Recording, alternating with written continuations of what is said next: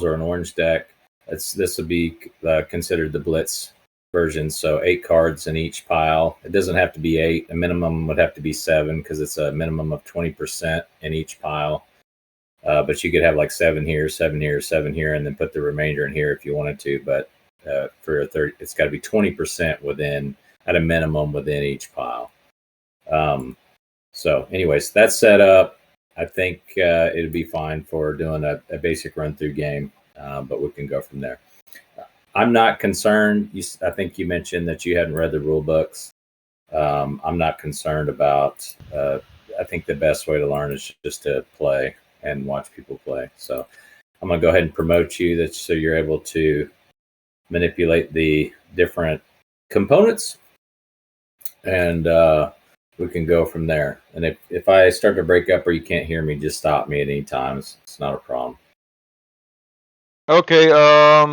Yeah, I'm a little bit new to the tabletop simulator. I used to do like the basic games. Never really played any card games. I think I did one Pokemon tabletop, but I played like the regular like blackjack and then the weird Chinese games that they have on there and stuff like that. So okay. So the first thing is at the top of your screen, do you have a little weightlifter looking guy? Yep. Set Okay. 90. Next to that, it should have like a degrees. You want to change that to 90 degrees because when you're tipping and untipping cards, you want it to go to 90 degrees. Yeah, it's at that. Okay, great.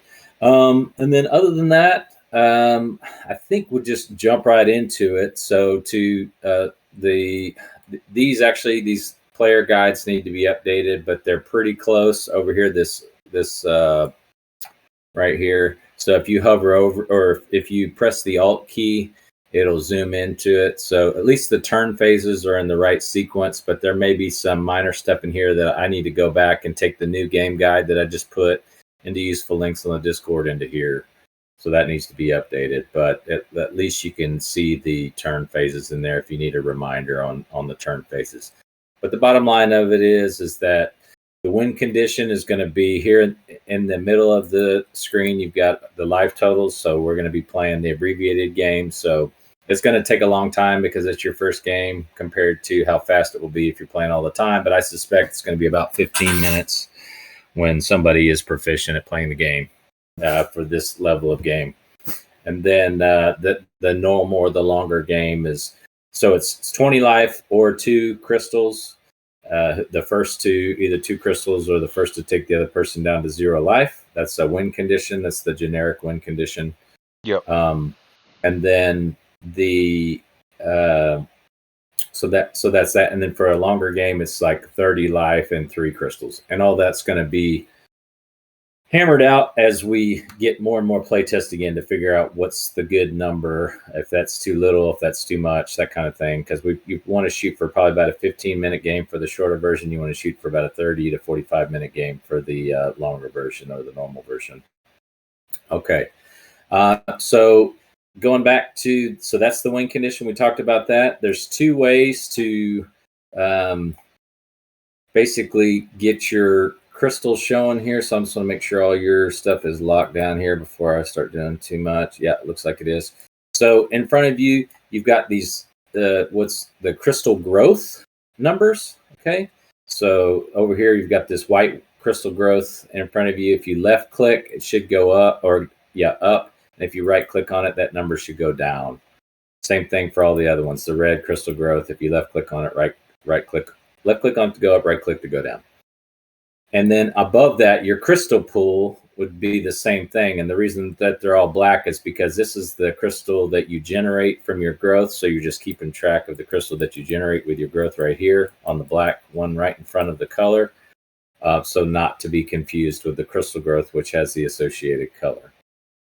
And when you can think of from a lore perspective, crystal, or even crystal in caves and stuff on Earth, it grows right over time. And so same thing here. If you think about like a plant or a tree, that the larger your crystal growth is, the more crystal of that color that it's going to generate at the beginning of your turn or during your resource phase. Okay. The phases are over here, like I said, on this game aid. You've got your exchange phase first, and so that's the beginning of your turn, and that's important because, like I said, one win condition is getting God Crystal. So that in this exchange phase, that's where you're going to exchange your crystal for God Crystal. So there's 2 exchange rates. The first one is if you've got a crystal of different colors. So if you got all 8 different color crystals, you can buy a God Crystal. And the other way is just to straight up pay 10 crystals of any kind of color combination. So it could be 5 green, 5 black. It could be 10 white crystals. It doesn't matter. That will work, or 1 of each crystal. You can buy as much God Crystal as you want, as you have the crystal to buy it at the beginning of your turn, but it happens at the beginning of your turn. So the point of that is that you're going to generate crystals during your next phase.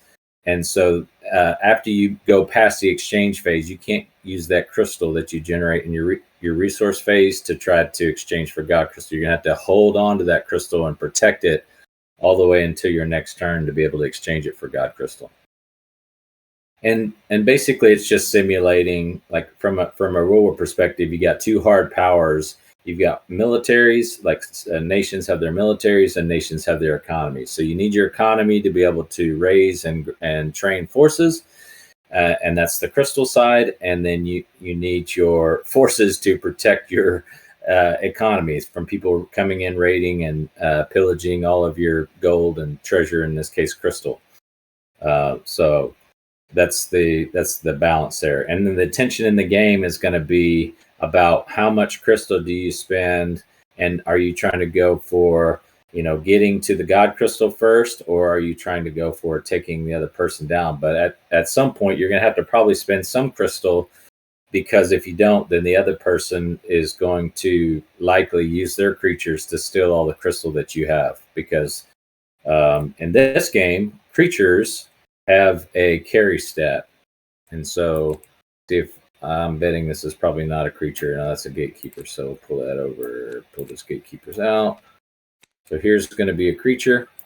So if you press the Alt key, it'll zoom into this card here, this Dwarven Cavalier that I have in front of you. The far right stat is called the carry stat. So you've got your attack stat that looks like a sword. In this case, he's 6 all the way across. So he's got 6 attack, which is how much damage he'll do when he's in a combat situation. He's got 6 block or defense, which is how much damage he can take before he gets sent home. And then he has a carry stat of 6. And so when this creature hunts, then they're going to steal up to 6 crystal from the other player if they hunt with this creature.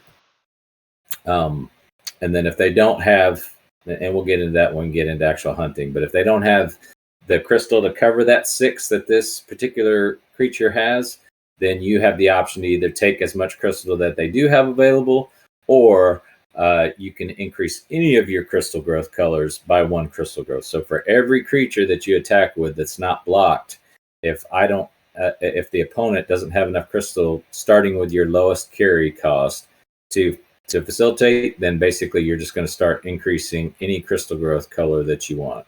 And like I said, that's your tree, that's your crystal production over time. And so you start getting too much of that, and the game's going to be over pretty fast, because you're going to have way more resources than the other person. Okay, so that's the carry stat. And then, like I said, if you press Alt and you zoom in with your mouse wheel, then it'll explode that card up so that you can see it better. That's a creature. A gatekeeper basically is when you bring it into play, it's going to come in at a level 1, and then every turn, so there's L's next to the card here. It's like for this Pyrotheorist here, it's got L1, L3, L5, and L6. So it comes in at an L1, and then every turn it's going to go up by 1 level automatically. And then for each level that once it gets up to, say, level 3, you can choose to either tip it to do a level 3 skill or a level 1 skill. Your choice. You wouldn't do both unless you have some kind of card that lets you untip this, because when you tip it, it's exhausted, right?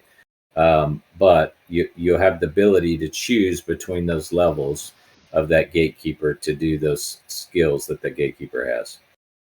So that's gatekeepers and creatures, and those guys are going to be inside of your barracks. And so what I'm going to do is I'm going to place these guys back here. I'm going to group them together, and then I'm going to shuffle your barracks pile. And then we'll talk a little bit about your academy here real quick. And then easiest ways to do this is going to be to just play the game, but I'll just show you. There's 2 other cards here, and if you forget which cards go in which pile, there's this little tile over here that says academy and what cards are in it, barracks and what cards are in it, church and what cards are in it, and then your depot down here and what cards are in it. Okay. Then you've got powers and spells. Okay, so these are probably all spells here, and then here's your powers. So powers can be played at any time as long as you have priority, and then spells can be played on your turn during your pre-hunt phase, your post-hunt phase, and your post-attack phase. So basically, spells and all of your permanents can be played on your turn only during your pre-hunt phase, your post-hunt phase, and your post-attack phase. Powers can be played at any time as long as you have priority. Basically at like instant speed, if you're familiar with that terminology. Okay, so that's powers and spells. When you play them, they'll go to your home after they have resolved. And that's powers and spells. Okay. I'll shuffle those up for you. And those are in your academy. And then in your church, you've got incantations and charms. So flip those over here real quick. And so charm, it will say in the middle of it what it's charming. So in this case, this is a charm incantation. So you would play it on somebody else's incantation. And so in this particular case, you'd pay the creation cost, which is in the upper right corner there. To play any of these cards, you're going to pay their creation cost in crystal to be able to play them. So in this case, it would cost you 2 orange crystal to be able to play this. But you would charm an incantation with it. And then this card, Fuel of Flame, deals 1 damage to target incantation's controller at the beginning of each turn. I'm not going to go through all the cards. We'll see them as we play. It'll make more sense. This is a charm artifact. And then here's a incantation. So incantation, basically, both of these are permanents. Charms and incantations are both permanents. When you bring them into play, as long as you have a legal target with your charm, it'll come into play and stay in play. Incantations, it's just a permanent card. It has some kind of effect. So in this case, this incantation, Inferno Summons, if you tip a creature that you control, whenever you tip that creature, you're going to gain 1 crystal of a color where you have crystal growth of 1 or greater. So basically, you're going to probably have orange crystal growth. So if you tip a creature, you can get 1 crystal of orange. And so that if you have this incantation in play. I'm not going to go through the rest of that. So that's incantations and charms. We'll shuffle that. And then the last pile down here is your depot pile. So your depot pile is going to have your artifacts and your gear. So gear is basically something that similar to a charm that you can bring into play. The difference is like a gear, you're going to have to pay some type of a gear cost to be able to put it on a creature. And then you can also put it on a different creature, but you can only do that during your turn, and you can only do that during your pre-hunt phase, post-hunt phase, and post-attack phase. All right. But basically, you're going to pay the gear cost. You can attach it to the whatever the creature that you want to attach it to, and then it's going to gain some type of a skill or effect or something like that associated with it. That is gear. Artifacts basically just come in similar to incantations. You're going to play them for whatever their creation cost is, and then they're going to have some type of effect in the field after you play them. It's going to be a passive residual effect or a triggered effect.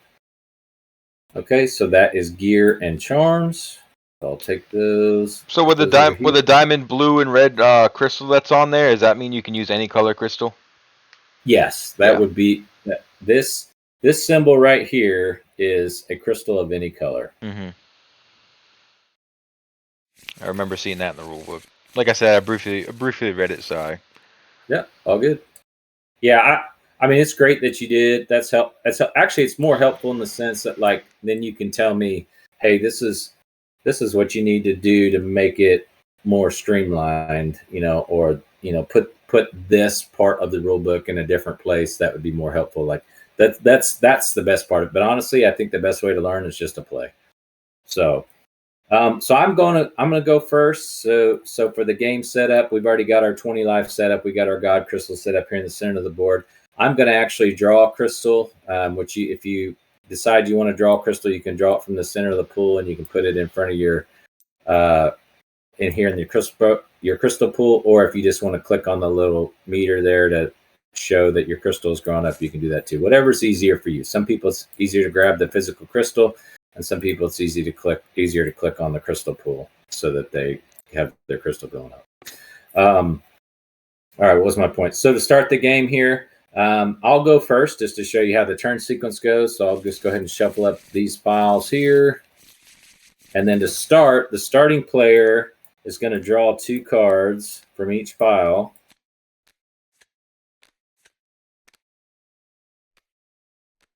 There you go. Thinking it. Yep. And then, actually, I think I do too. Yep. Yeah, I did. And here's the second one. So that should be 8 cards. Pick those up. All right. And then basically you're going to draw 6 cards. So you can choose a maximum of up to 2 cards from each pile. So you could go 1 from here, 2 and 2, or any combination thereof. Probably you're going to want to draw at least 2 from your barracks because that's where your gatekeepers and your creatures are at. And so you probably, for your beginning games, you're going to want to draw at least 2 from there. And then you can choose 2 from here, 1 and 1, or 2 from here, 1 and 1, or however you want to mix it up. But no more than 2, or you could just do 2 from 3 piles. You don't have to draw from all 4 piles if you don't want to.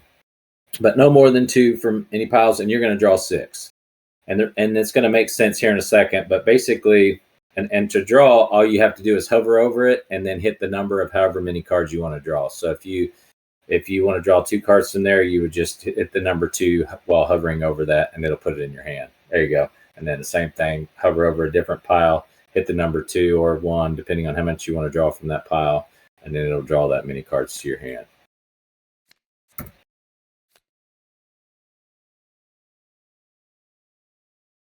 All right, that'll be my 6.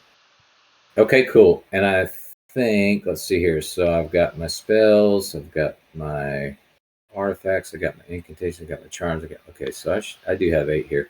All right. So now for me, because I go first, I just automatically start out with 1 crystal growth. I'm at the begin during my resource phase, and so I'm going to skip my exchange phase. I'm going to skip my resource phase. So when it comes to your turn, you're going to have a choice to either choose more crystal growth or choose more cards to draw during your resource phase. But for me, it's chosen for me since I go first. It's assuming as though I just went 2 cards and then 1 crystal growth.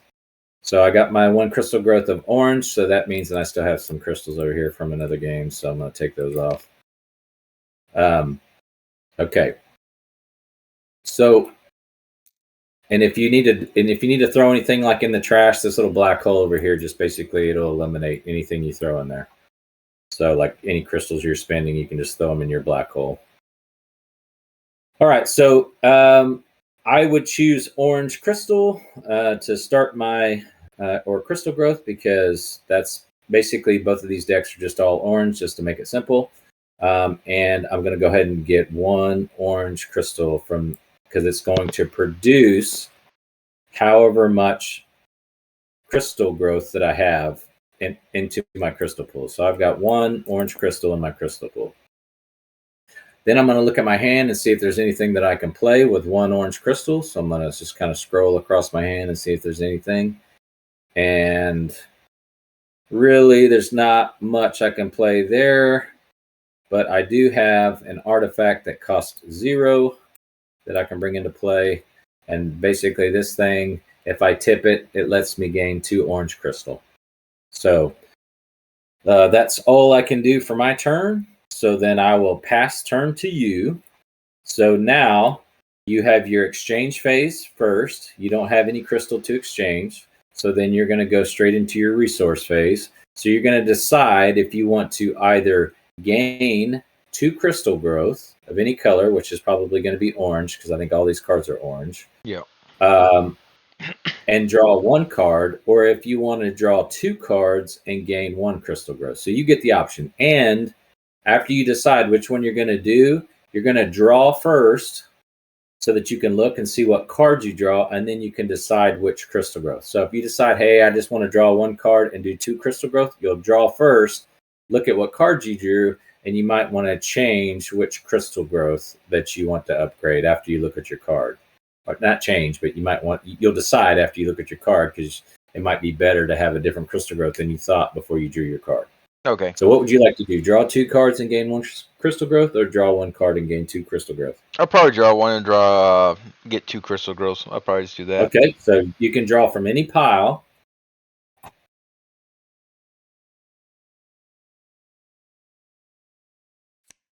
Okay.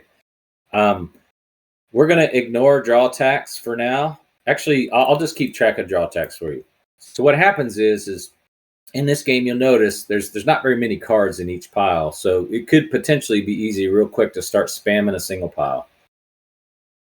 And so as a representation of diminishing returns, whenever you go to draw, you're gonna pay draw tax. So in this case, you don't have any draw tax because you haven't drawn from the pile yet. So you just drew from your barracks pile. Now between this turn and your next turn, if you go back and you draw from your barracks, you'll pay whatever the draw tax is here first before you draw from that pile. Okay. Okay. And so in this case, if you drew from your barracks again, you would pay 1 crystal of any color to be able to draw from it. Okay. And then you would place another marker there. Okay. And then if you want to go back to your barracks again, you would have to pay 2 crystals, and then you could draw from that. So basically, it's diminishing returns going back to the same pile. It's trying to simulate time and how it would be harder and harder for you to go back to the same resource in the same amount of time. Okay, so you'd have to have more crystal to be able to do that. But in this case, it doesn't matter. You just drew 1. You're probably not going to draw again right now anyways. But it's just something to think about, because when you draw, then you'll put a crystal over. If you draw again from that pile, you're going to pay the crystal, or excuse me, you're going to put the marker over. But I will keep track of it because there's enough to keep track of elsewise and help you there. But anyways, so what crystal growth would you like to increase? You have 2 crystal growths that you'd like to increase. I'm assuming it's orange, but yeah. Okay, so you could go up 2 orange crystal growth. So you click on that twice, left click, I think. Yep. Okay. Now you're going to generate. So you're going to generate 2 orange crystals. So you can either click this thing here twice, the little black thing in front of it, or you can grab 2 orange crystals, whichever you prefer. Okay. So now you've got 2 crystals to spend. So you're going to look at your hand and you're going to see what do you have that costs 2 orange crystal or less. And if you want to play it, you can play it, because this is your pre-hunt phase that we're in right now. And I have a question back on the orbs over here. The cost every turn, does it go down, or is it permanently stuck like that? No, it during your at the beginning of your turn, during your exchange phase, I think it is. No, it's during your resource phase. So at the beginning of your resource phase, all these markers go back. So it resets every round. Okay. So this isn't a cumulative thing. It's just for between your turn and my turn. They will add up over time depending on how much. And you know, you might decide to draw from a church instead, and so you just put another marker over there instead. But you potentially will never have to pay. But if you start going back to the same pile, it's going to cost you more and more. Yeah, that makes sense. But then it resets back during your resource phase, at the beginning of your resource phase, before you draw. Okay, and then second question is, are these decks going to be all random, or is it like there's going to be orange decks, red decks, the yellow? I saw that in the rule book that there was different things. So is it going to be mainly like you'll have like strictly a blue deck, or is it like you can have a blue, purple, and orange, or can you do a little bit of a different kind of deck, or is it strictly just one color? No, it's not strictly one color. So basically, I just made it because it's an introductory game. I tried to simplify it down. The next level, and what would be what I want to do is probably 2 colors, maybe 3. But what you're going to see is that, like, compared to other games, in some ways, this game will be more restrictive, but in some ways, it'll be less restrictive. And one of the ways that it's less restrictive is you have the choice during your resource phase after you draw of where you want to invest in your growth. It's kind of like which crystal that you're basically tending to, or going out and finding and basically increasing your ability to grow that particular crystal. So what that's going to do is that's going to give you a lot of flexibility as far as color design within your deck, because you're never going to have one of the design efforts that I'm trying to make is that you'll never have a dead game. Like, you'll never have a game where you're sitting there. I don't know if you've ever played MetaZoo or Magic the Gathering, or there's probably other games I think that are like that basically, or maybe even Pokemon. I haven't played Pokemon, but basically there's a possibility in at least the MetaZoo and the Magic and some other games where you don't draw any resources that you need, and potentially you're sitting there for 4 or 5 turns like with nothing or something like that. That's not going to happen here. So that's going to drive more agency, more decision space from a tactical or a strategic perspective for you to be able to to reward skill, basically, as you get better and better. So there's still luck involved, because it still kind of depends on what you draw out of your piles, right? So those are shuffled, and there's still luck and some unknowns there. But there's some mitigation in the fact that you're not going to likely have just like straight up dead games where you're just sitting there not being able to play with some cards. The other thing it does is that after you draw, you can look at a card, and so it allows you. So you're going to have the decision space to be able to increase your crystal growth or draw more. So if you need to draw more, you're going to be able to make that decision. If you need to grow your crystal growth more, you're going to be able to make that decision.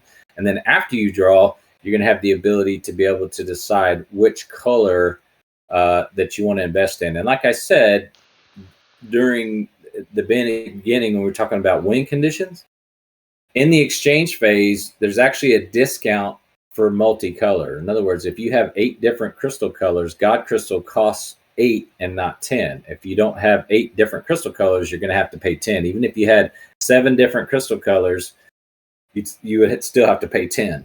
But if you've got 8, then it costs you 2 less. Does that make sense? So there's some incentivizing of multicolor. There's some incentivizing of not spamming back, of having what I would call combined arms, drawing from all of your piles through the draw tax and things like that. There's some incentivizations there. But you can build a deck as long as you build it within the 20% within each pile constraints. You can build it however you want. You can do it monocolor. You could do 8 different colors. That doesn't matter. Does that make sense? Yep, that makes sense. Okay. So I think, you got your crystal, so you're up to your pre-hunt phase, and so you're going to decide if you want to play any cards during your pre-hunt phase. And you can play permanents or spells during your pre-hunt phase, your post-hunt phase, and your post-attack phase. So if you've got any of those you want to play right now, you can do that. Or you can wait until your post-attack phase. If you want to wait all the way to the end, you can do that then too, if you don't want to do it now, if you want to see what happens during the turn. Well, there wouldn't be a point of playing an artifact early, would there? Depends on the artifact. Like this artifact here, I played it because before the end of your turn, I'm going to gain 2 orange crystal to my crystal pool. So for me, this is a card I did want to put out there. So it just depends on the artifact and what you're trying to do. Like if you were trying to play something that you like, let's say you're about to go into your hunt phase and you want to play a spell or something, and you need 2 more orange crystal, you might drop this out there. Go ahead and tip it to get your 2 orange crystal. Pay that 2 orange crystal to be able to buff your creature or something like that that's going into the hunt. Or if you wanted to do that during your attack phase or whatever. I mean, it just depends. Okay, yeah. Now I'll call it at my turn. Okay, so all right, and then the last thing I would say is the maximum hand size is 8, which this is what you don't have. I think you got 7 cards. Yep. And so if you have more than 8 cards, you will discard to your home down to 8. Okay, just so you know for future. All right, then I'll go to my turn. So I'm going to go ahead and do the same as you. I'm going to draw 1 card. I'll go ahead and draw from I'll draw from my church this time. And then I'm going to gain 2 orange crystal growth. So I'll go up here, 1, 2. So now I already have 1 orange. Actually, before my turn, I meant to tap this. I'll just do that just so you can see it. So I'll grab 2 more orange for my turn, and then this would untip at the beginning of my turn. All the draw attacks would be removed. I didn't have any draw attacks from last time. And in this case, I just drew from my church. So I put this here for draw attacks in my church if I go back to my church. All right, so I've got 3 crystals from before my turn. Now I just went up 2 orange crystal growth, so I'll get 3 more orange crystals. So grab that 1. I'll go ahead and clone it here 2 more times. And then group those together. All right, so that's in my crystal pile. Now I'm going to look at my hand, see what I've got to be able to play that's like 6 or less. And those are not worth playing right now. I'll go ahead and pay 2. I'll pay 1 crystal of any color and 1 orange crystal. In this case, I only have orange crystal. So 2 to bring in this Inferno Summons. And so that just allows me to tip a creature that I control, and then I can gain 1 crystal of a color where I have crystal growth of 1 or greater. I don't really have anything else that what I can do. I think I've got 4 more crystals, so I'll pay those 4, and I'll go ahead and play a Gatekeeper so you can see how that works. So Gatekeepers, they are not affected by creation sickness. That's something I didn't talk about before, but whenever you bring a creature into play, you cannot exhaust it during the first round of play. So it's like it comes through the portal. It's got air sickness or portal sickness, whatever, creation sickness. It can't be exhausted the first turn that comes into play. Gatekeepers are not affected by that. They're kind of more veterans, if you will, and they have special skills, basically. And so if you hover over this and click the Alt key, this guy has the fire giant here has a 4 life or 4 health that it can be taken down. When you do damage to a gatekeeper, it stays through turns or through rounds. So if you do 2 damage this turn, you would need to do 2 more damage next turn, and then it will go to my home. Okay, unless I am able to heal it somehow. Creatures, basically, if you do damage to creatures and they're able to survive the amount of damage. In other words, their block stat is bigger than the amount of damage done to them in a turn. At the end of the turn, that damage goes back to 0 as you start into your next turn. Okay? Gatekeepers, their skills are instantaneous, so that means I can only play it during a pre-hunt. I can only create the card, paid the 2 orange and 2 colorless. I can only create the card during the pre-hunt, post-hunt, or post-attack phase, but its skills I can use at the same speed as like a power. In other words, I can use it any time as long as I have priority, to play. And priority is defined in the rule book, what that is, and so don't want to go through all that right now, but it just takes a few plays and then it'll make sense. Priority. So this guy here, his first level is he can deal 1 damage to target player and 1 damage to up to 1 target creature that player controls, and then tip that creature. So for now, he's a level 1. If you bring in a creature, I can potentially do 1 damage to that creature and then tip that creature. Next turn, this gatekeeper will automatically level up to level 2. So the dice will go up to level 2 at the beginning of my turn. Turn after that, he'll become a level 3, and so on and so forth.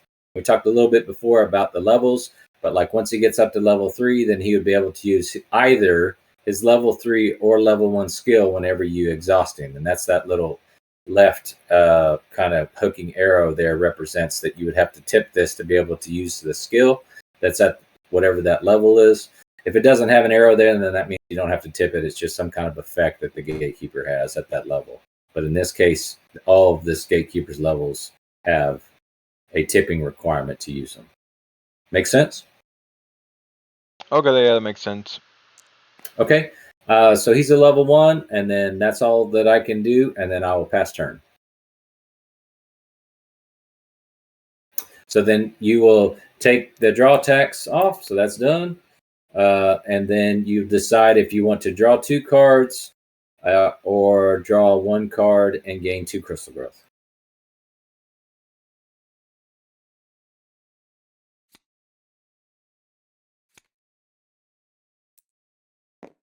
Perfect. Yep.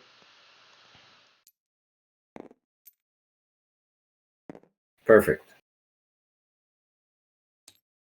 So you'll get 3 more orange crystals, so that will take you up to 5 total in your orange crystal pool here.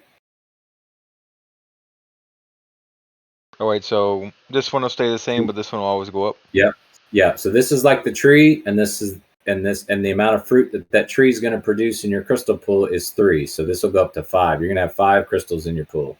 Okay.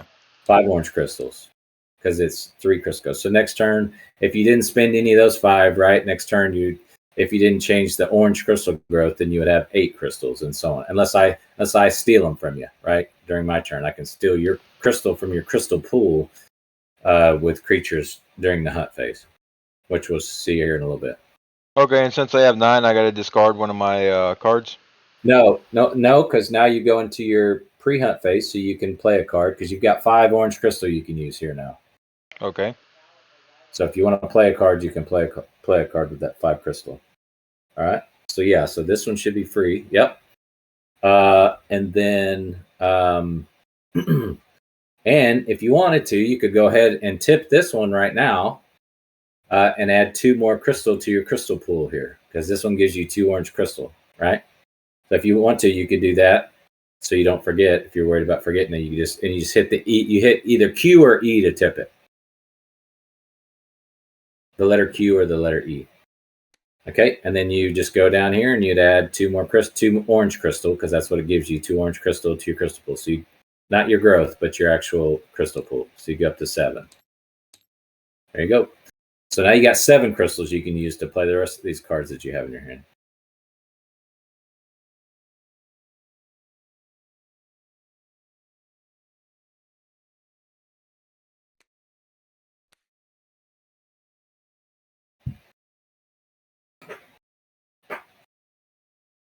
And if you got any questions, this is just a learning game, so just pipe up. It's no problem.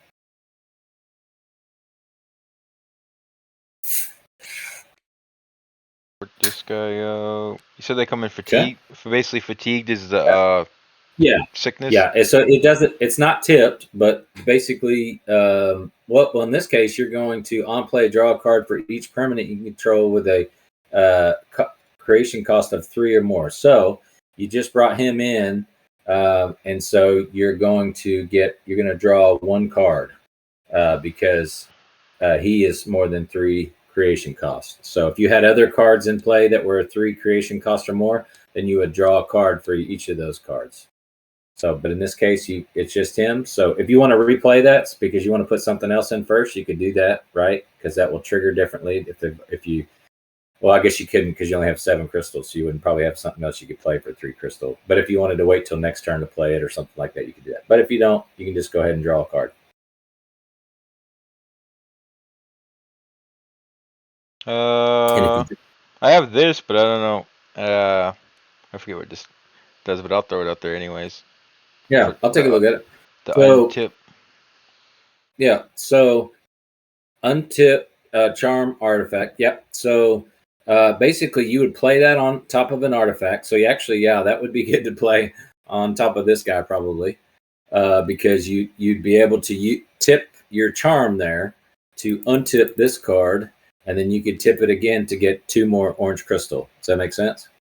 So you could pay that. Yeah, so you could pay that now. So then you could tip. Yep, so that would go to 0 to bring this into play. Then you could use this immediately if you wanted to. So you would tip this one, to untip this the charmed artifact, right? So you tip that, and then untip that one, and then you can immediately use it if you want to get 2 more orange crystal back. And then tip it back. So now, yep. So now you got 2. Now you got 2 crystal back in your crystal pool. 2 orange crystal back in your crystal pool. Yep. Perfect. So if you have anything else you can play, you can do that too. And so in the future, you'll be able to get 4 orange crystal out of this thing because you put that charm on it. Because you'll be able to tip it for itself and then untip it with this and then get 2 more. And then I'll play this one. All right, let's see here.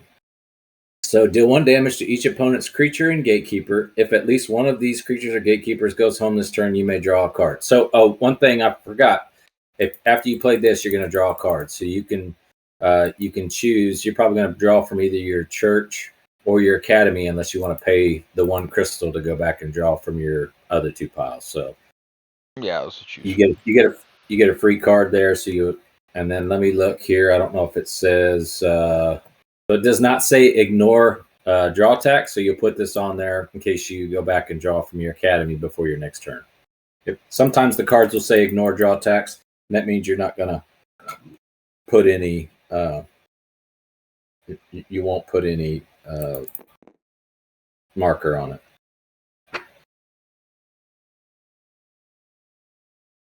All right, so you're paying this. So you're going to do. You played this Pyromania. So it's going to do 1 damage to each creature. So I don't have any creatures out, but it says and gatekeeper. If at least one of these creatures or gatekeepers goes home this turn, then you may draw a card. So this guy takes 1 damage. So he's down to 3 because his starting health is 4. So the fire giant's now down to 3, and then this will go to your home like that. Oop, I didn't almost do that in the black hole there. That's how that works. Okay. Make sense? Yeah, would the other one go to home, or can I use it every time for the So forge? these 2 are permanents. So the artifacts stay in play. So if you look over here, everything, the bottom 6 here, over here in this little list that describes what's in each pile. So permanent, yeah. So all of the charms and artifacts, incantations. Gear and artifacts, incantations and charms, and gatekeepers and creatures. Those are all permanents, and permanents can only be played on your turn during your pre-hunt phase, post-hunt phase, or post-attack phase. These are up here. Your spells can only be played the same time frame as your permanents, and your powers can be played anytime you have the priority. But all of these bottom 6, after you play them, they stay in play until they're unless they're countered in some way when you try to play them, or if they get sent home by some card that I have, or if they get, like, if I have combat with one of your creatures and it takes too much damage, then it'll go to your home, right? But otherwise, it stays in play. It's in your realm here. This is called your realm, the center area here.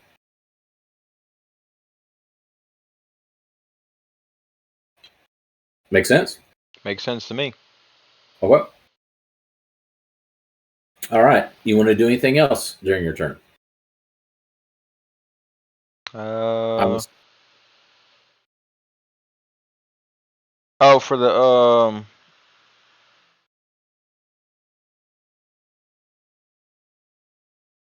no, that's it. That's good. All right. So beginning of before my turn, I'm going to use this artifact here and get 2 orange crystal. So we'll just simulate that I tipped it and then untipped it during my resource phase here. So during the beginning of my turn, my gatekeeper goes up to a level 2. And then I will go ahead and reset my draw tax. So I'll just kind of place it here to the side.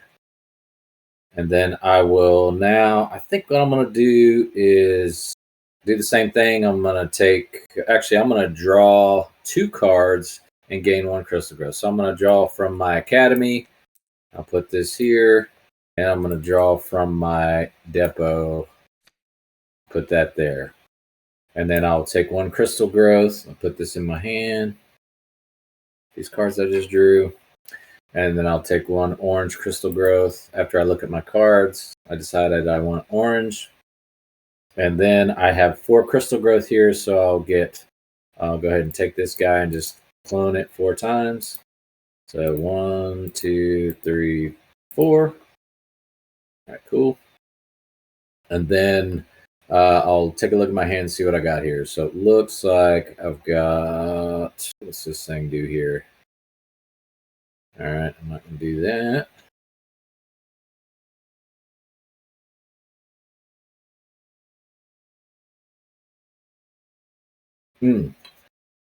Okay, so I'll go ahead and play my Dwarven Cavalier. So if I have enough crystal, let's see here. So I need 1, 2, 3, 4, 5, 6, 7 to play that. So 1, 2, 3, 4, 5, 6. I'll go ahead and tip my Coin of the Realm here from orange to get 2 more orange crystal, and that'll give me enough to get the 7.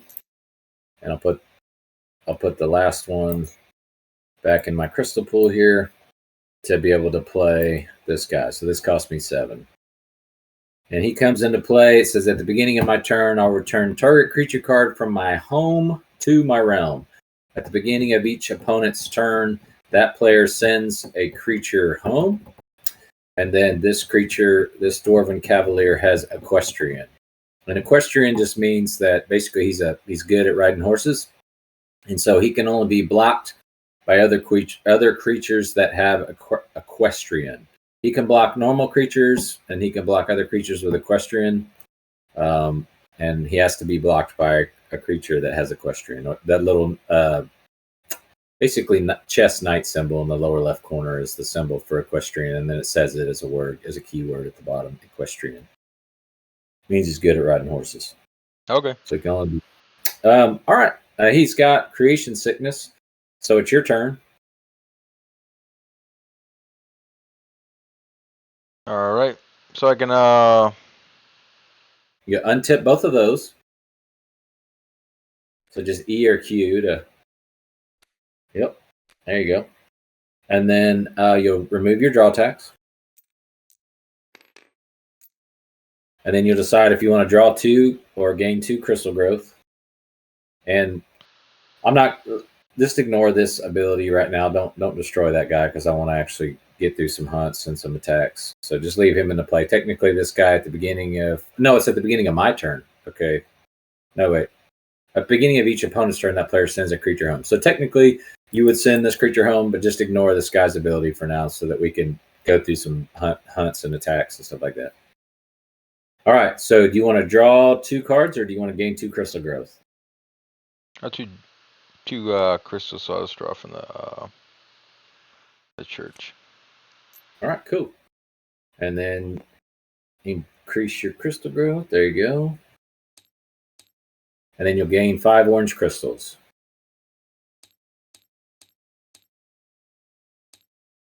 Okay.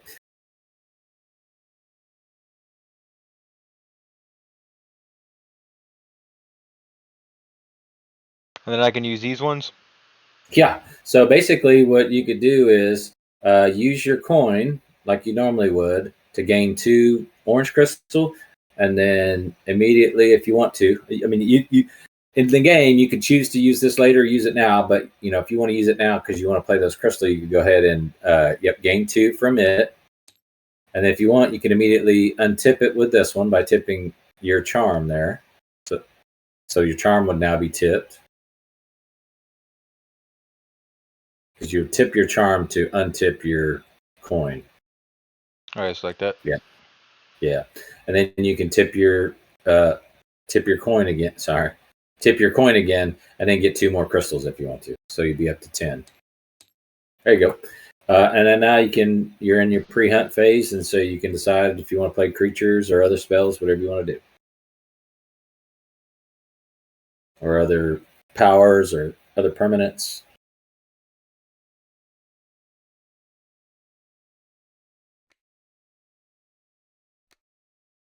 All right, so let's see here. So you're going to so you're bringing in your Dwarven Cavalier. Excellent. So you'll pay 7 for that, which you did, so that's good. And then do you want to play anything else?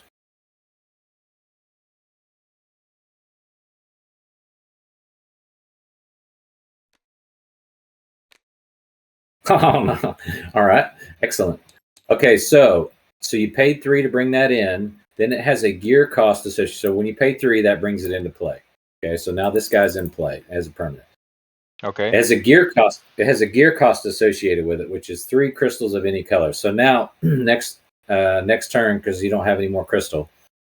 Next turn, you can use 3 crystal to equip it to any creature that you have. So you can put it on him, or you can put it on him. It really doesn't matter.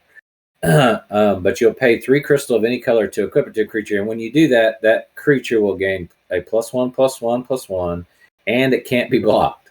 And then when it deals damage, target player will discard a card, and then you draw a card and untip all your permanents. So it's a pretty gnarly equipment, or pretty gnarly gear. Okay. But you'll need the crystal to equip it, which you don't have right now. So you can either bring that into play, or you can put that back in your hand and play something else, or get your 3 crystal back. But you'll need to have a total of 6 crystal to equip it onto something to pay the gear cost.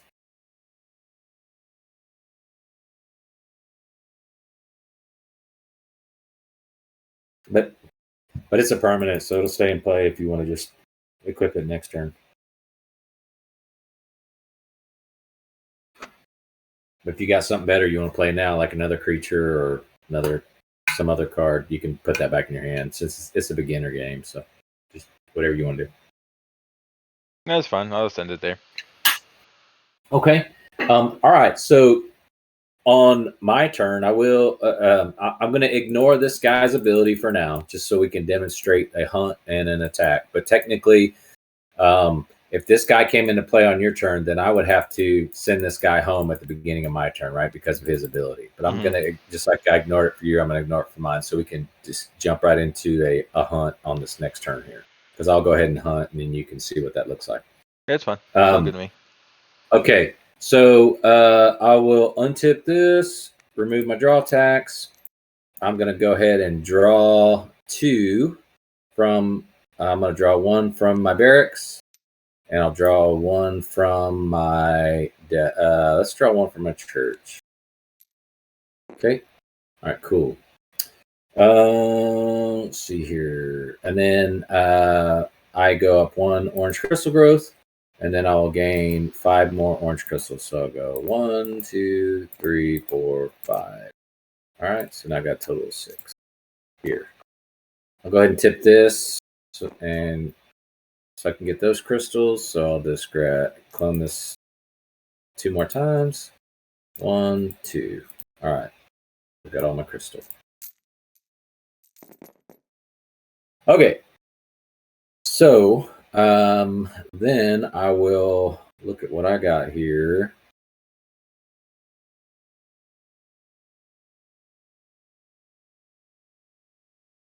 You don't have any incantations out, so that one doesn't matter. This guy should go up to level 4, I think he is now. Yeah.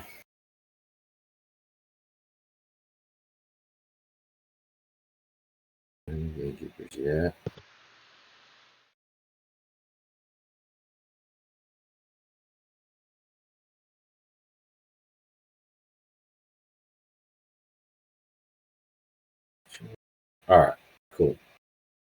So I'll just go ahead and play this equipment here. So that cost me 1, 2, or this gear here. That cost me 3. So basically, bringing into play same thing as yours. It has a gear cost of 3. So 3 to create it, and 3 to pay the gear cost. And then equipped creature gains +4/+4/+4 and does not tip to hunt.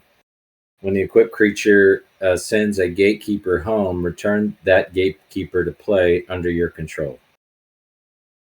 All right, so I'll go ahead and pay the 3. So 1, 2, 3 to equip it. And I'll put it on this guy here. All right, cool.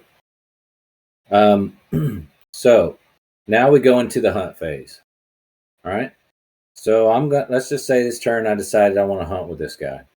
All right, cool. So I tip him to hunt, which means he's exhausted. So actually, sorry. This gear, one of the abilities is that equipped creature does not tip to hunt. So he doesn't tip to hunt. So that means he doesn't exhaust to hunt. So I'm gonna hunt. I'm gonna declare that he's hunting, but he won't tip because he's got the captain's sword here. Okay. Or captain's sword. All right. So he's hunting.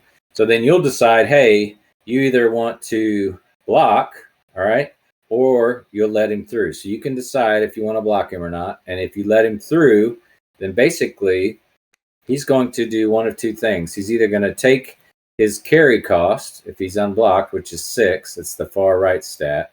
Okay, on his carry. It's the one that's got the crystal looking icon next to it. Yep.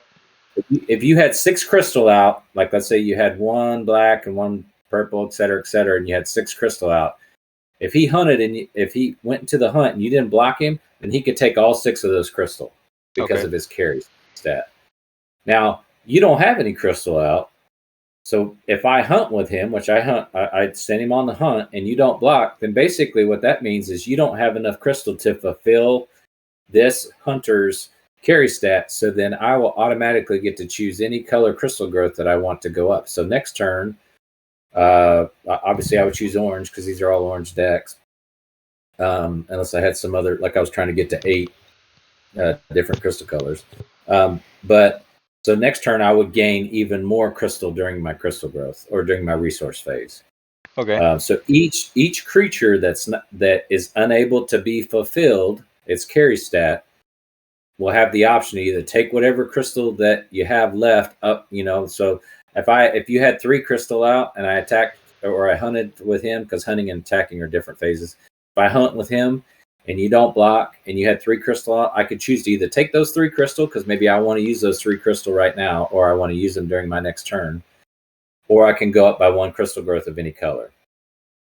If I was hunting with 2 creatures and both of them were unblocked and both of them could not be satisfied as far as the crystal that you have, then I could choose to either take what you had for each one. So each one has got to. So if I had 2 of these guys, then the first one I'd say, oh, I'll take that 3 crystal with this guy, and then I'll go up 1 crystal growth with this guy. Or I could say, I'll go up 1 crystal growth with this guy, and I'll go up 1 crystal growth with this guy. Does that make sense? You get the choice as the hunter whenever you are unblocked if they don't have enough crystal. If you do have enough crystal, then I've got to take the 6 if it fulfills it. If you've got enough to fulfill it, then I'm going to take all 6. Okay, that makes sense. Yeah, I see what you're saying. So, like, if you don't have enough, you're still gonna get a plus crystal growth. But if you have enough, you're just gonna get the extra crystal at that turn. Whatever the carry stat is. Yeah. And so if it's a carry stat of 1 and you had 1 crystal, then I'd give 1 crystal. If it's a carry stat of 1 and you got no crystal, then I go up 1 crystal growth. So, and that way, it might incentivize massing more creatures, a smaller carry stat, or with smaller carry stats. Okay, so I'll go ahead and I'll go on the hunt. So now you get to decide: do you want to block? And we can talk about how that plays out, or do you just want to give me the crystal growth? It's up to you. We can block. That's fine. Okay, so you would probably block with this guy because now that he's done his thing, he is not as good as this guy is, right? And so you would block with this guy. When you do that, let's see here. So when you do that, this guy will deal his total attack damage, which is going to be 10 because he's got the saber, because the saber adds 4 to his attack stat, right? So he's going to deal 10 damage, and your guy is going to deal 4 damage, right? Because your guy has an attack stat of 4. Does that make sense if you block with him? Oh, yeah, I see what you're saying. So you're going to deal 4 damage to him, and he's going to deal 10 damage to him. You've got a defense of 5, so I've got a block of 10. So basically, all it's going to happen is he's going to do 4 damage. He's not going to die. This guy is going to get sent home because he will take more than five damage, which is his block stat, and so he will go to your home. And so that's how that will play out. Or you could say, I don't want to block him, just take the crystal growth, whichever one you want to do. But either he's going to go home, or I'm going to gain a crystal growth, whichever you prefer. That's fine. Okay. All right, so that's that. All right, and then we go into the post-hunt phase. Oh, sorry. So he got blocked, so I get no carry. All right, because you kept me from. Hunting is like me sending spies to come and steal your stuff from you. Is the way that you can look at hunting. Then we go into the post-hunt phase. I don't have anything I'm going to play during my post-hunt phase. Then we go into the attack phase. Same thing if I attack. So when I attack with him, this guy doesn't, the saber doesn't keep him from tipping when he attacks. So let's say if he attacked during the attack phase, which is the next phase, then you could decide to block the block the same way you did during the hunt phase with this guy. Okay. If you did that, then I would deal 10 to you, you would deal 6 to me, and this guy would go home, right? Because he's too tough because of this saber that he's got on him now. Yep. All right. Now, if you decide you don't want to do that and you don't block, then what would happen is he's going to come to you with a total of 10 attack, right? Because he's got +4 from the saber. And so he's going to do 10 damage. So if you didn't block when I attacked, then your life total here would go down to 10. Does that make sense? Yeah. And so that's how that would work. I just want to explain how attacking works. I'm not going to do that. I just want to explain how it works so that you understand. And then I'm going to pass turn. So goes over to your turn. So back to the beginning of the turn. So we'll say it's the beginning of your turn. I will say we'll honor his ability now as we're moving forward. And this guy dies because of your special ability here. And then we'll just move forward and we'll play normal from here on out. So this guy's dead because of this guy's special ability. Because of your special ability, which makes me at the beginning of your turn, at the beginning of each opponent's turn, that person. Okay, so this guy will go home at the beginning of my next turn. That's fine. And then at the beginning, what does it say? At the beginning of your turn, return target creature. Okay, yeah. So at the beginning of your turn, you can return target creature card from your home to your realm. Sorry. So you can grab this guy. Yep. And bring that back to your realm.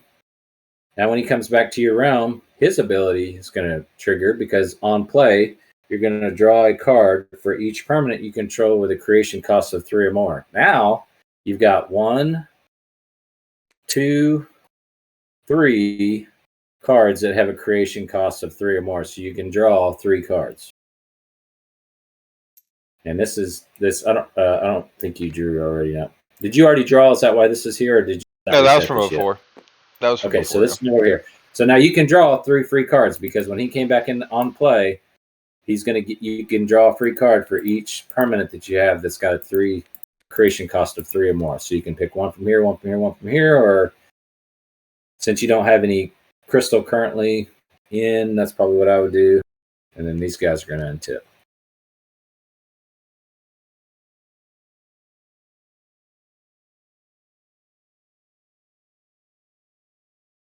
So if I'm going to draw like 3, let's say if I draw 3 from the barracks, so I still have to put the tip for every 1 draw I do, or if I do 3 draw at once, it'll still be on the...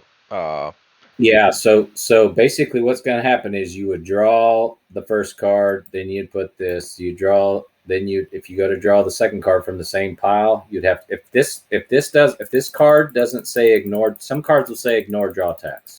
This one does not say that. So if you go back to the same pile, then you're going to have to, so the next time you'd have to pay 1 crystal to draw from here, then you would put another one out. And the next time you'd have to pay 2 crystal to draw from here. So it would cost you a total of 3 crystal if you went back to that same pile 3 times. Okay, that makes sense. So then I'll draw 3 for his ability, and then I'll do the either 2 draw or crystal. Correct. On this one. Correct. Yep. And so, did you draw from these 3? I'm not. No, not yet. Okay. Got it. Sorry. Yeah, I'm gonna let you do it. I just try to be helpful. Let's see. One here. All right, one here, one here. Oh, perfect. All right, now you can decide if you want to take 2 crystal growth and draw 1, or if you want to take 1 crystal growth and draw 2. Do 1. Oop. This. Perfect. This. So this will go up to 7.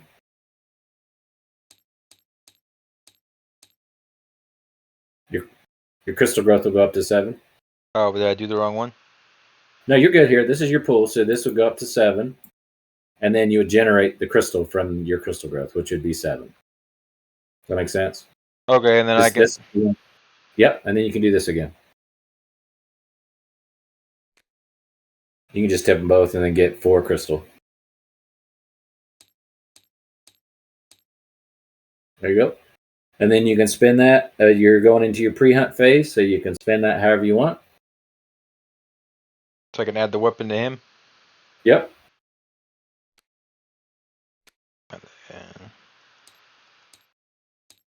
Perfect. Just like that. And then you go into your hunt phase. Or if you can still play cards. You can play other cards if you want during your pre-hunt phase. If you have other cards you want to play, you can do that as well.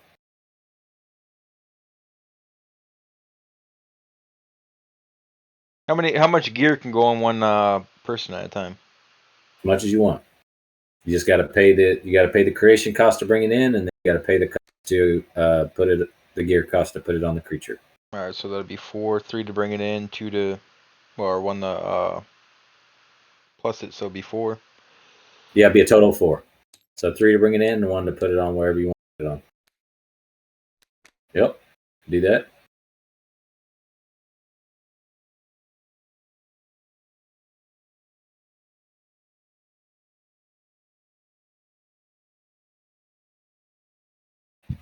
Oops.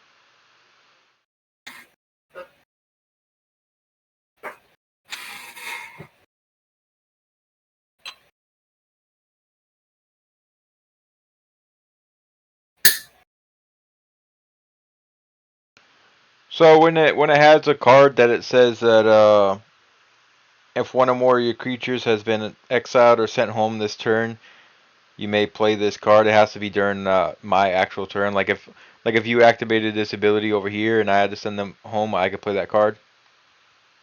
Let me see what you're talking about. Sorry. This one. Okay, so let's see here. So this is a power, so that means you can play it at any time. My turn or your turn. So it says exile target creature. If one or more of your creatures has been exiled or sent home this turn, you may play this card for free. So, like for example, if how last turn I so how last turn I hunted and you blocked, and then this guy was sent home. Mm-hmm. If you had played this card, you could have played this card after that for free, and then exile target creature. So you could have exiled this guy, Even though it wasn't my turn. Yes, because it's a power, and power. If you look in the middle of the card, it says it's a power. Mm-hmm. And it's also got a little icon in the upper right that shows it looks like Cthulhu. That's the Cthulhu. It's the power icon. Mm-hmm. Powers can be played if you look over here at this little thing here, any turn. And so you could play that. You could have played that as soon as this guy. You could play that up till the end of the turn, like all the way right before the end of your turn. You could say, "Okay, I'm going to play this card now for free because one or more of my creatures. If one or more of your creatures has been exiled or sent home this turn, which it was sent home.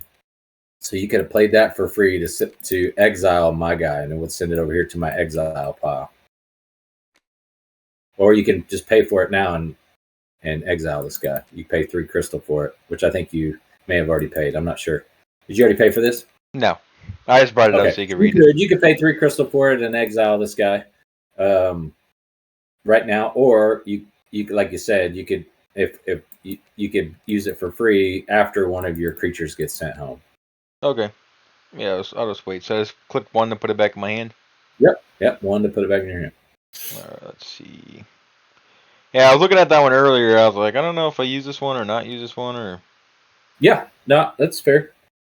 Yeah, so that would have been good. I mean, that would have been a good play as soon as he died. But also, I mean, you had your card here, so that brought this one guy back into play at the beginning of your turn.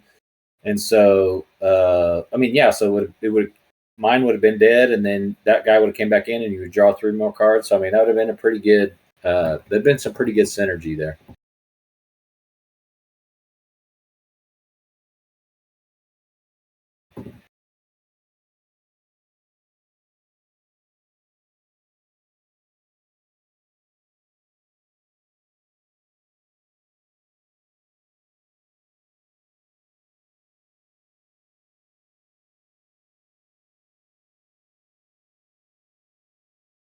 I'll play this guy. Wait. All right. So Valkyrie squad. So protection from blue. When Valkyrie squad attacks, it deals damage equal to its attack stat to target creature with flight or equestrian. Yeah, so you could like put an equipment on the Valkyrie, right? You know, and then it's so if you got, let's say you got the Valkyrie's attack stat up to, actually this guy's got some toughness on him, but if he didn't, you can make it up to 7, and then when it attacks, it deals the damage as it's attacking as a special ability there to something that's on the field if it has flight or equestrian. So it's actually does that make sense? Yeah, for protection from blue, does that mean it's protected from the blue cards? Yeah, exactly. Blue cards, if I tried to play a spell or something on that, it wouldn't be able to target it. If you try to attack, blue cards can't defend against it. That's what that means.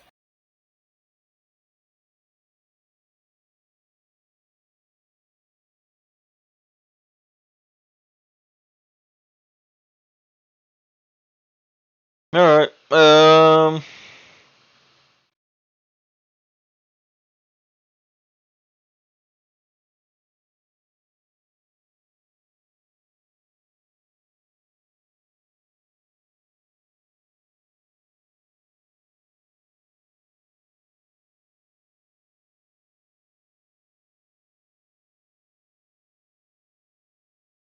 I think I should be good. I'll hold here. So let's see here. So this guy's got +5 on the attack, +6, and he's got 6. So and he's unblockable, I think, and can't be blocked. Yeah. So I would attack with him for sure, because you're going to deal 12 damage. You could even hunt with him too, because it looks like, he can't be blocked. So you can either hunt with him and get free crystal, or you can attack with him. I would probably attack with him because he's up to, he's going to deal 12 damage at this point. That's what I would do.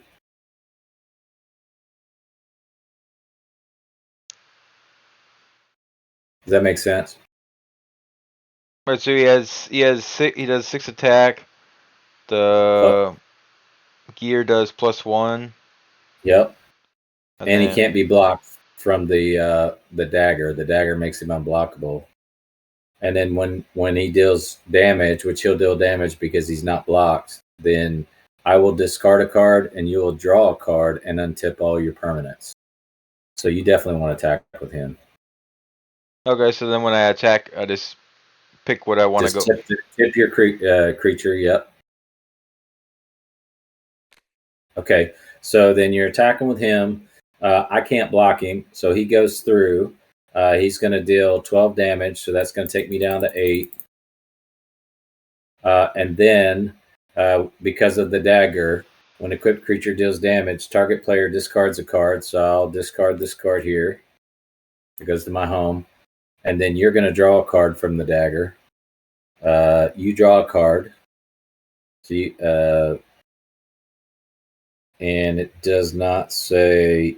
So you'll have to draw, and you'll have to pay 1 for it. So what happens if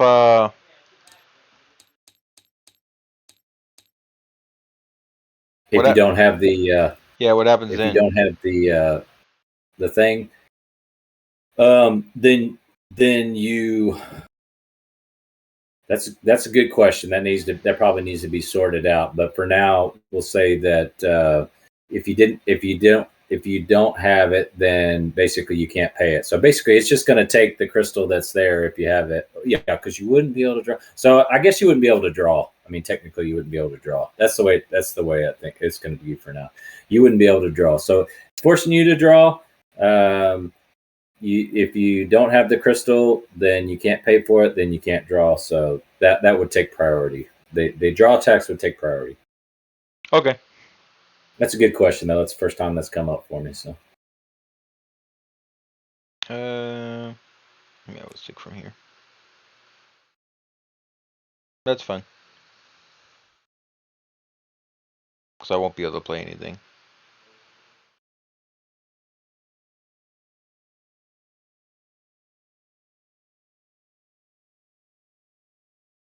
All right, now after so the other part of it is that and you untip all your permanents as part of the dagger. It says target player discards a card, you draw a card, and then you untip all your permanents.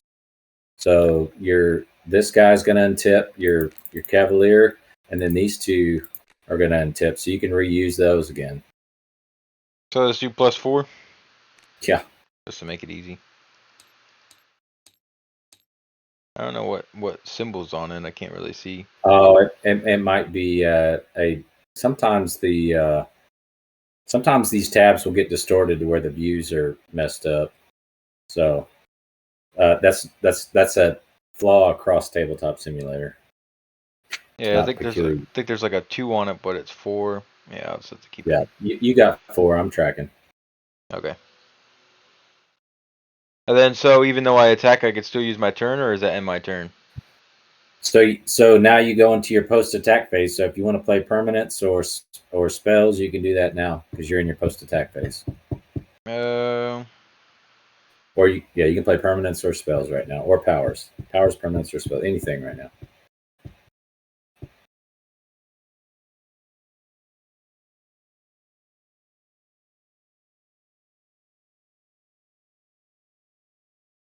What's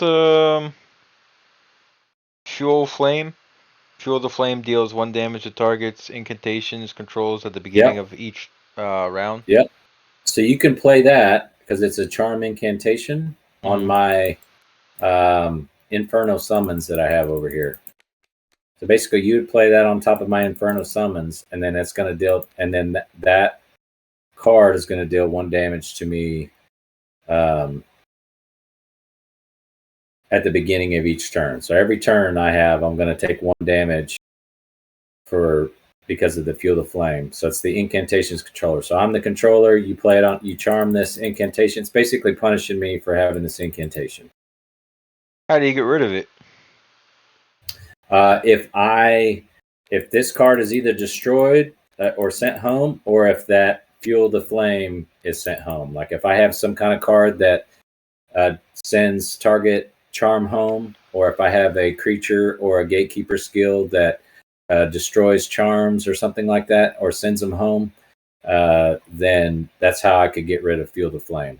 Or so either this one goes home or that one. Otherwise, I'm just taking damage every turn. So it's like a slow burn, as the art depicts.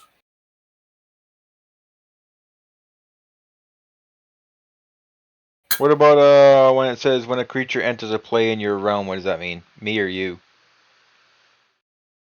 So if it says when a creature enters play in your realm, this is your realm. So your realm is all of this area. Basically, it's got the ships here. This is all your realm here. So when you play a card, you play it to your realm. And so when a creature enters play in your realm versus my realm is over here. Okay. So if I'm reading the card and it says your realm, then that deals with my stuff. If it says target realm, then it could be any realm. So if we got a 4-player game going, it could be this realm over here. It could be your realm. It could be my realm. But if it says your realm, it's specifically the area, your playing area. Okay, I'll probably just put this guy down then. Okay. All right, cool. So, cool. So he enters as a level 1. So he's got a level 1 gatekeeper, and you can use that immediately if you want to. Deal 1 damage to target player, and 1 damage to up to 1 target creature that player controls, and then tip that creature. So you can do that if you want to do that and target this guy. Okay, that's fine. And you just tip him if you want to use his skill. All right, so you deal 1 damage to him, and then this tips this guy. And then he takes a damage. That's not going to kill him. But then the other thing was target player, and you deal 1 damage to target player and the creature. So I go down to 7.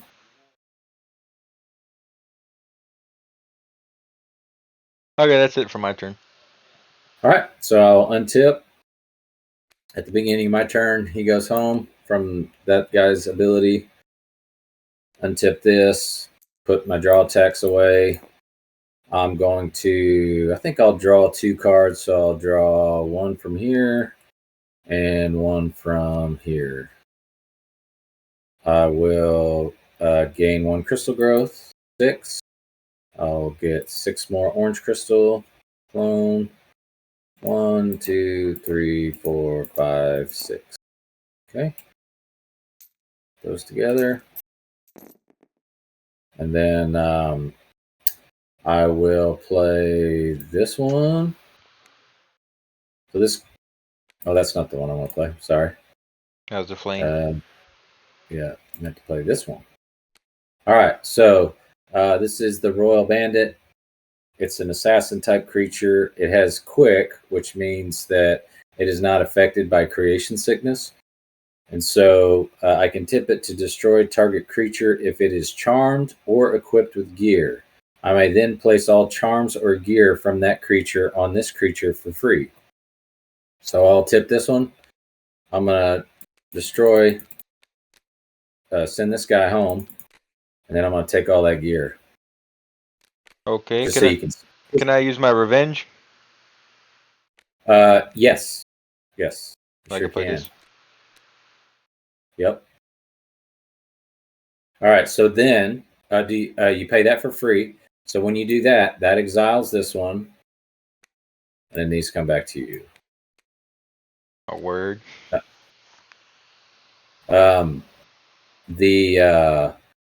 then this goes home. All right.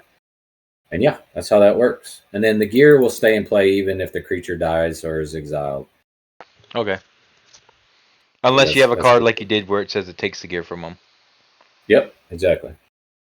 Okay, so then it is. I got nothing else. Actually, I guess I could do this. So I'll go ahead and see what. So he's up to a level 4, I think now. So what can he do? Look at top card of my academy, and I may play it this turn. No, I'm not going to do that. I'll just deal 1 damage to you and target creature. Actually, I'll wait till your turn to do that. So I'll go ahead and pass turn to you.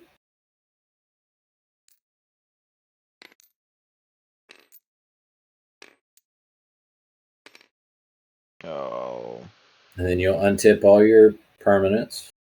So they're ready to go. I'll just retip these for the 4. Okay, that's fine. Then I'll probably just do 1 extra and draw 2 cards. Okay.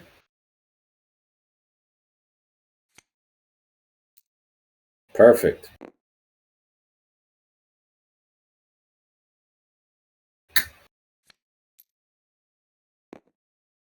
And then you'll choose which of the crystal growth you want. What color? Obviously, it's probably orange since 7, 1, 2, 3, 4. this actually goes up by 1 because you gain 1 crystal growth, right? Because you chose to draw 2 and gain one Yeah. crystal. So 8. This will go up to 8. Yep, exactly. And then you'll have 12 total crystal. Okay, let's see what we got here.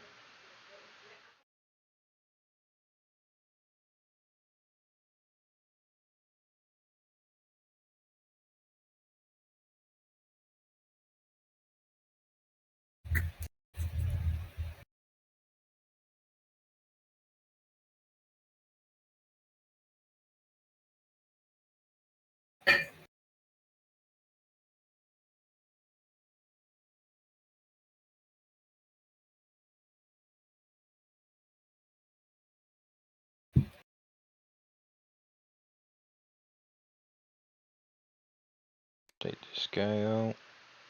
5.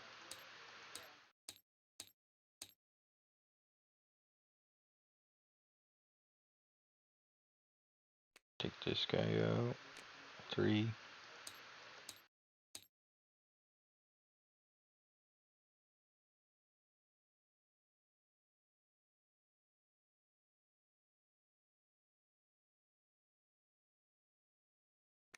And don't forget, you got, okay, yeah. And don't forget, you might want to re-equip these onto your Valkyrie or something like that, because if you go into the attack phase here, I only have 7 health left, so you can probably put those on here and finish the game here.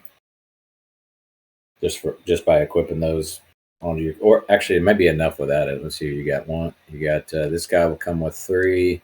This one will come with 4, so that's 7. So yeah, even if you just attack with those 2, that would be game. Because I don't have any creatures to block with.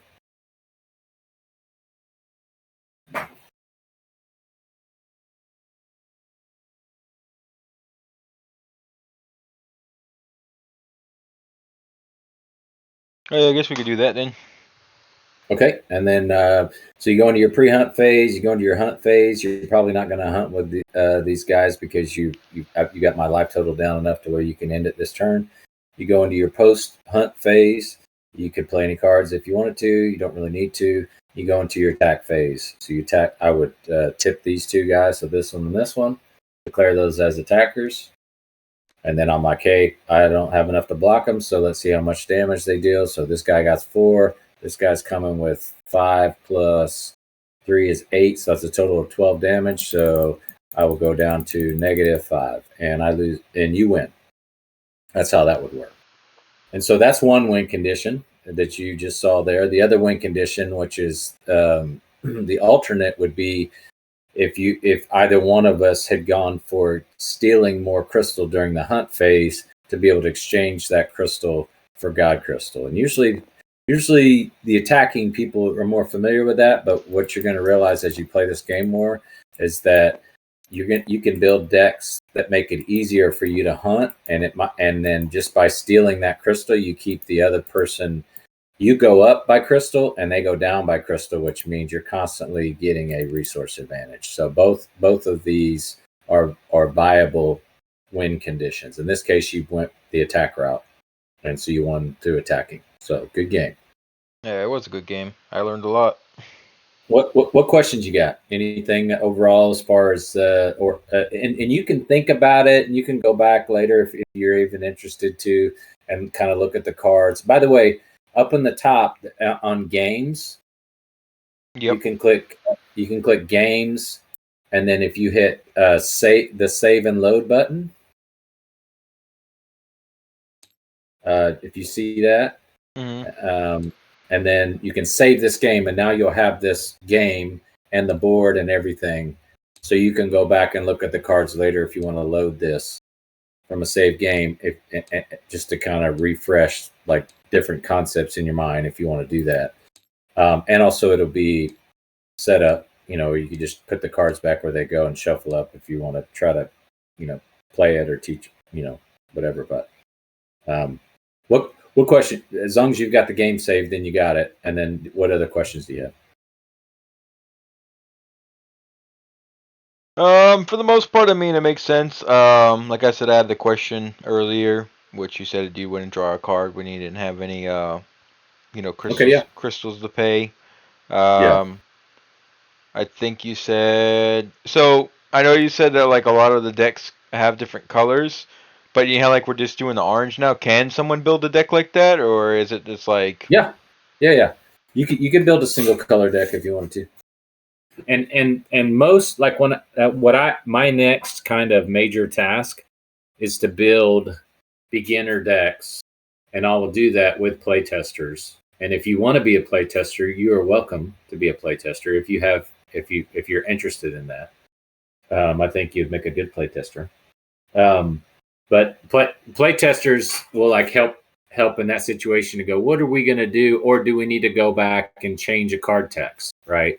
Which is totally, that may be a thing we got to do, or make a rule that says, hey, when you're forced to draw, if you don't have the the crystal to draw, then you got to pay 1 life and you don't get to draw or something, or you draw the card but you pay 1 life or something like that. Who knows?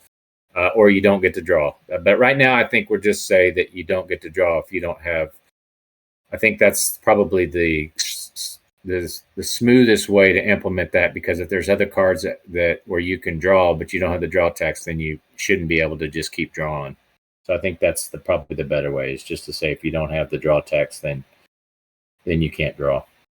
Yeah, that just makes more sense than that. Let's see.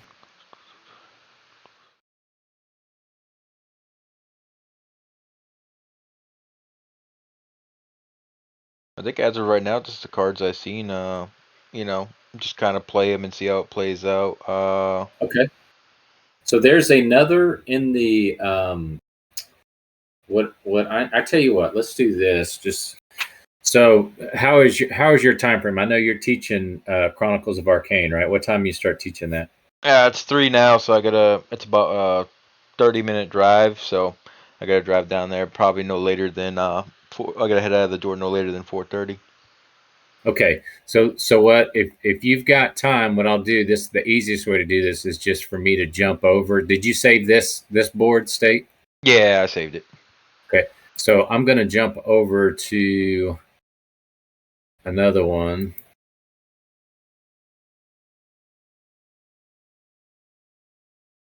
It should take you with me, but this other one's going to take a long time to load, or it's going to take about probably 2 or 3 minutes to load, because it's all the cards. And so we'll just give it a second to load up. And once you got all the cards showing, then you can just save that game, and then you'll have all the cards in one of your save games, and you'll have this place where you can play in this save game. And then basically you'll have everything at that point. So if you want to go back and look at cards in the card library, and if this doesn't work, if it bogs down, because one thing I figured out is, so I've got 1,040 cards. And so with 1,040 cards with this artwork and the images and stuff, it's a lot to load up on that table where it's got all 1,040 cards out of it. So what I probably will need to do is just go back and create a link for that and place it in the useful link, so that somebody can just go and load that link. If this doesn't load, if this won't take us over there, it may bog it down. I'm not sure. Okay, and this is all the colors and everything. This is all the cards, yeah. So basically, the way I will make beginner decks that are kind of like introductory type decks that should be easier. This is not a gateway TCG, in my opinion. There's a lot of decision space, and so I don't see this unless somebody just really, this is probably going to be hard for somebody that just walks off the street that's never played trading card games before to just pick it up. I mean, you picked it up really fast. You've got experience with trading card games. But for other people, there's a lot to think about as far as the growth, choosing growth or draw, the draw tax. There's and then there's a lot of cards here.